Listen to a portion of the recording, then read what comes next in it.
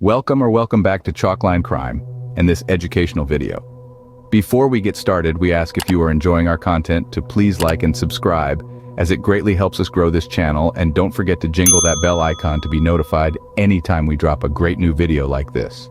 Chalkline Crime releases new content every week. Thank you for your support. Now, without further ado, the Alanta Child Murders, a Chalkline Crime deep dive. Can you imagine the terror of 29 children disappearing, never to return home? Welcome to the chilling tale of the Alanta Child Murders. From the years 1979 to 1981, the city of Atlanta was held in the icy grip of fear. Children were vanishing, their lives cut short in the most horrific of circumstances. This is a story of a city under siege, of families torn apart, and of a desperate hunt for a ruthless predator. The key figures in this tale are many. From the parents crying out for justice, to the detectives working tirelessly on the case, to the man finally brought to trial.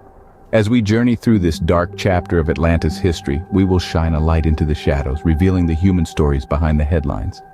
Join us as we delve into the heart of darkness that was Atlanta during these fateful years. July 1979, Atlanta was about to face a nightmare that no city should ever endure. The summer heat was just beginning to embrace the city when the first child, a 14-year-old boy, disappeared. He was last seen playing at a local park, his laughter echoing through the trees, his joy infecting all who passed by. But then, he was gone, vanished like a ghost, leaving behind nothing but a chilling silence. Days turned into weeks, and then the unthinkable happened. A second child disappeared, then a third. All young, all African-American, all vanished without a trace. The city's heartbeat began to race, the rhythm of fear pulsating through the streets. As the sun set on the fourth disappearance, the veil of uncertainty lifted to reveal a horrifying truth. The bodies of the missing children were discovered, their lives brutally snuffed out, their innocence lost forever to a predator lurking in the shadows. The news hit the city like a tidal wave, sending shockwaves of fear through every home, every heart. Parents held their children a little tighter, their eyes darting suspiciously at every stranger. Children's laughter was replaced by an eerie silence as playgrounds stood empty, the ghostly echoes of happier times lingering in the air. The community was gripped by a fear so palpable, it was as if the very air had thickened.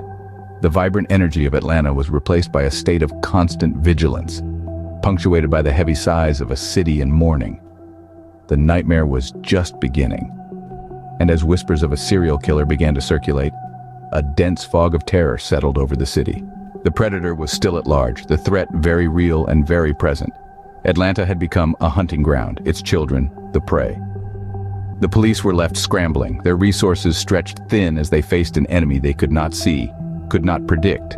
The race was on to catch a killer before another child was lost, before another family was shattered.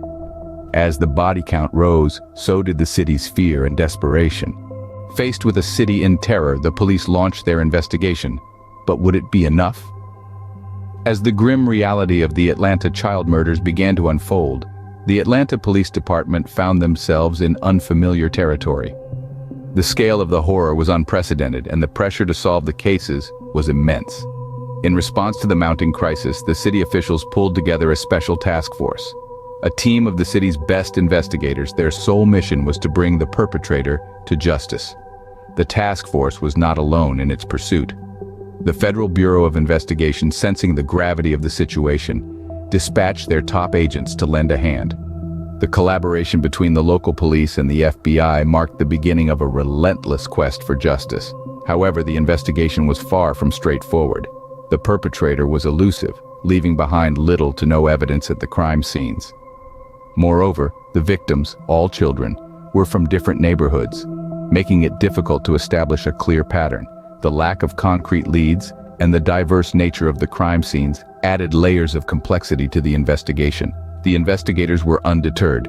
They combed through every inch of the crime scenes, interviewed hundreds of potential witnesses, and followed up on every possible lead. The city was blanketed with flyers and billboards, urging anyone with information to come forward. The investigators were tireless in their efforts, fueled by the determination to bring an end to the nightmare that had engulfed the city. Yet, the investigation was a race against time. With each passing day, the body count rose, and so did the city's fear. The task force and the FBI were under immense pressure to solve the cases and restore peace to the city. Despite their best efforts, the killings continued, and the city's fear grew. The investigators were up against a cunning adversary, one who seemed to be always one step ahead. The fight for justice was far from over. The city of Atlanta was in the grip of a terror that would take more than just an investigation to quell. In 1981, the investigation took a turn when a man named Wayne Williams became a suspect. This came about when a police surveillance team heard a splash in the Chattahoochee River in the early hours of May 22nd.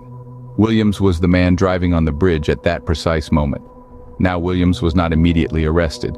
The police had to gather evidence, and they did. Fibers found on the bodies of several victims matched those from Williams' home, car, and even his dog. The prosecution built its case around these fibers, arguing that the statistical probability of them not coming from Williams was virtually zero. However, Williams, a freelance photographer and aspiring music producer, maintained his innocence, and his defense team had a lot to say about the evidence against him. They highlighted the lack of any direct or eyewitness evidence linking Williams to the murders. The fiber evidence, they argued, was not as conclusive as the prosecution suggested. They pointed out that the fibers could have come from a common source, or could have been transferred in multiple ways. The trial lasted for 2 long months, with the eyes of the nation fixated on the Atlanta courtroom. The prosecution and defense presented their cases, the jury deliberated, and eventually, a verdict was returned. On February 27, 1982, Wayne Williams was found guilty of murdering 2 adults. These were the only charges brought against him, but law enforcement closed 22 other cases, attributing them to Williams based on the fiber evidence. In February 1982, Williams was convicted for 2 of the murders, but was justice served? This question continues to stir debate. While Williams sits behind bars, some insist there's more to the story. More evidence, more suspects, more victims. But for now, the books are closed, and the Atlanta Child Murders case remains a chilling chapter in America's true crime history. The Atlanta Child Murders left a lasting scar on the city and the nation. This isn't the kind of tale that fades away with time. The aftermath of this case was deeply felt, not just by the victims' families who were forced to grapple with an unimaginable loss, but by the entire Atlanta community. This city, which had once been a beacon of Southern charm and hospitality, was now a symbol of a horrifying mystery. In the wake of the trial, the city was left to pick up the pieces. Families mourned, communities grieved, and a sense of fear and distrust hung heavily in the air. The pain, the sorrow, the anger, it was all palpable, etching a permanent mark on the city's heart. Many found themselves looking over their shoulders, their sense of security shattered by the brutal reality of what had transpired. Yet, amidst the grief and fear, there was also a burning question that refused to be extinguished. Was Wayne Williams truly guilty? As the years rolled on, this question only grew louder. Doubts about his guilt were fueled by inconsistencies in the evidence, allegations of police misconduct, and the fact that the murders didn't stop with his arrest. This ongoing debate only added to the city's anguish, creating a wound that never quite healed. Then, in 2019, the case was reopened. New advancements in technology and forensics offered a glimmer of hope. Perhaps finally, the truth would be uncovered. The decision to re-examine the case was a bittersweet moment. It was a reminder of the horror that had once gripped the city, but also a potential path towards closure and justice. Over 40 years later, the Atlanta Child Murders remain a chilling reminder of a dark period in the city's history. Yet they also serve as a testament to a city's resilience and a reminder of the relentless pursuit of justice. The echoes of this tragic chapter continue to reverberate, shaping the narrative of Atlanta and the nation. The Atlanta Child Murders, a tale of terror, mystery, and unresolved justice. This case shook the city of Atlanta and the entire nation between 1979 and 81. 28 young lives were tragically lost, leaving a lasting scar on the community. The investigation, the arrest, and the trial were a whirlwind of confusion and controversy.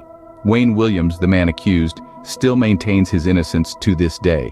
The case remains a contentious issue, with many unanswered questions and unresolved theories.